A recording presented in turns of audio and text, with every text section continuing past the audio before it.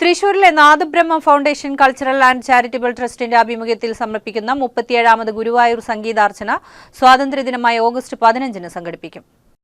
ലോകസമാധാനത്തിനും ഭാരതത്തിന്റെ അഖണ്ഡതയ്ക്കും ഐശ്വര്യത്തിനുമായി 1988-ൽ ആരംഭിച്ച സംഗീതാർച്ചനയുടെ തുടർച്ചയായാണ് ഗുരുവായൂരിലെ സംഗീതാർച്ചന. ഗുരുവായൂർ മേൽപ്പത്തൂർ ഓഡിറ്റോറിയത്തിൽ നടക്കുന്ന ചടങ്ങിന്റെ ഉദ്ഘാടനം Guruvayur Devaswom chairman A. V. Gopinath ഭദ്രദീപം തെളിയിച്ച് നിർവഹിക്കും. രാവിലെ 7:30 മുതൽ വൈകിട്ട് 6 മണി വരെ നീളുന്ന സംഗീതാർച്ചനയിൽ പ്രശസ്ത സംഗീതജ്ഞനും ഗായകനുമായ MD സോമശേഖരന്റെ നേതൃത്വത്തിൽ 100ഓളം ഗായകർ പങ്കെടുക്കും.